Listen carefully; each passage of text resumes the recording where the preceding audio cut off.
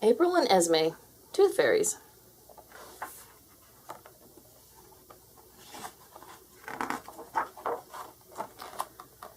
Not so long ago, a tooth fairy took a call on her cell phone. April Underhill here. With one finger in her ear to block the traffic noise, she listened. You're his grandma? No, my sister Esme and I don't do tooth visits yet. Our mom and dad always... You want us? We shall be there, I promise.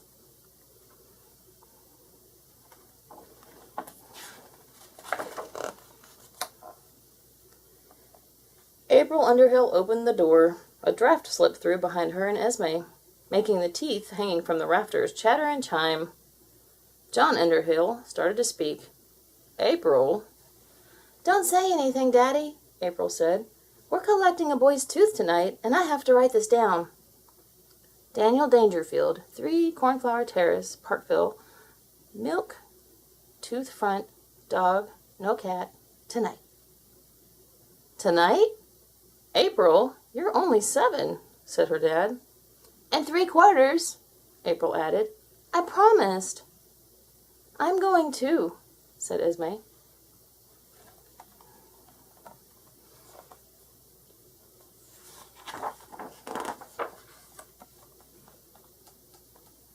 You and Esme? A tooth in Parkville, said their mom, Faye. Darlings, you're far too young. You went by yourself when you were 6, Mommy, said Esme. She balanced a bubble on the end of her finger till it popped. Same age as me, and April's even older. Well, that was long ago, said Mom, before the highway came.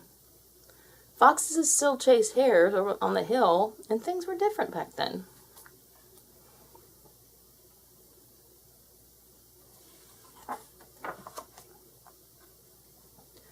Well, some things haven't changed, Mommy. Esme took a sip of her dandelion soup.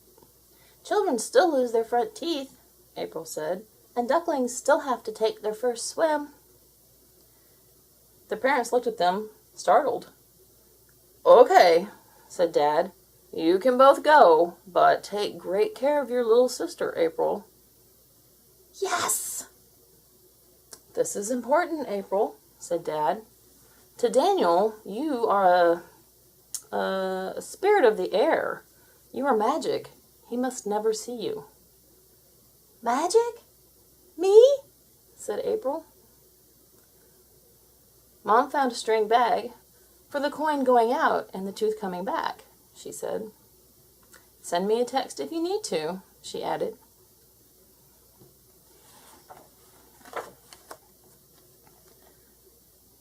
Then they lifted off into the night.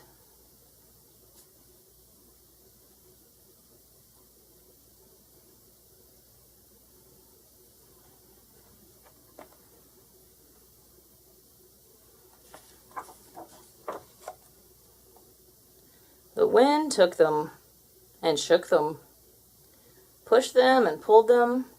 It shivered down Esme's wings and rippled through the feathers of a passing owl. There's Cornflower Terrace, shouted April. They dropped through the dark.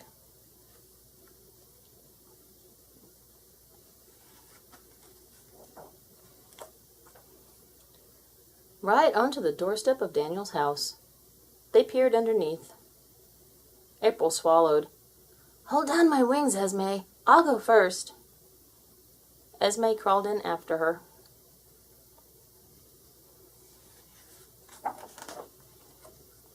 To the other side. Where is his room? She whispered. Up there, I think, replied April. Let's follow the toys.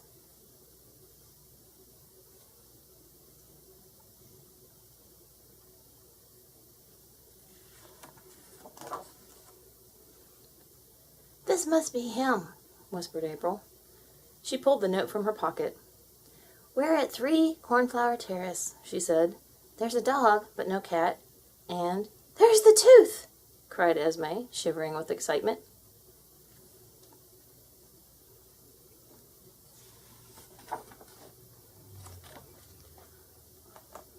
But oh, dear, he's put it in water, said April.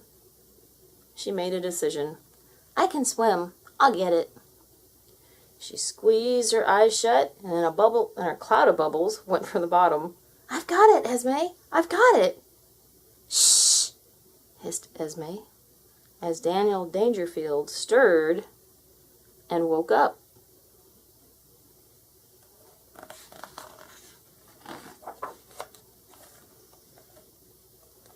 April flew, and Esme followed her.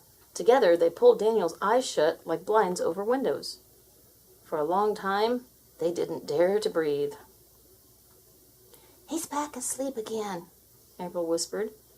But he saw us, Esme whispered back. I'll text Mommy, said April.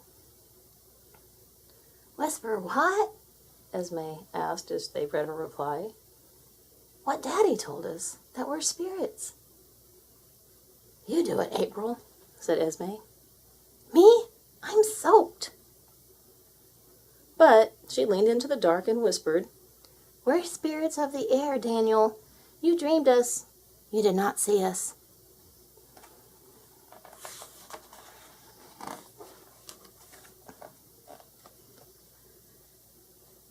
Goodbye, Daniel Dangerfield.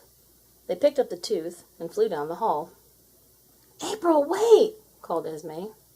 It's the sweetest sight. I think it's the grandma.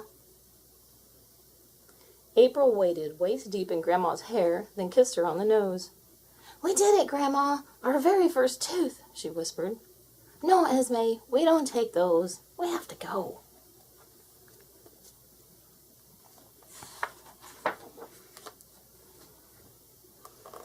They collected their coats, buttoned them tight, and slipped under the door. Excuse me. Daniel's front tooth swung in its bag as they cleared the chimney and headed for home. The wind tumbled them high over the city, up the highway, and set them down at their own front door. Mom and Dad hugged them till their wings crackled.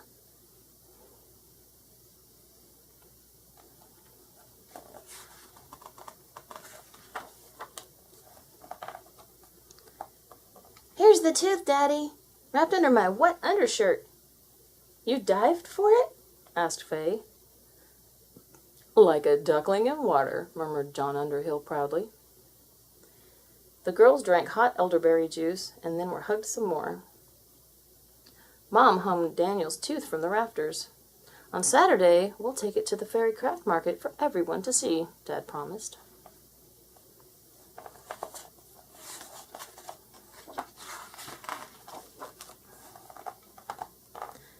The sun rose, and a blackbird sang outside the window, louder than the distant traffic, as April and Esme fell asleep. Daniel Dangerfield woke to find a coin gleaming by his bedside. A new tooth was already coming in. What dreams he'd had!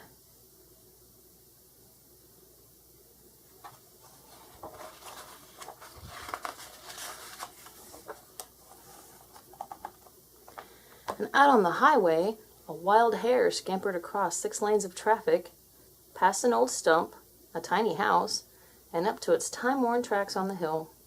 Nose twitching, it looked over its shoulder for foxes, and then far out to the horizon.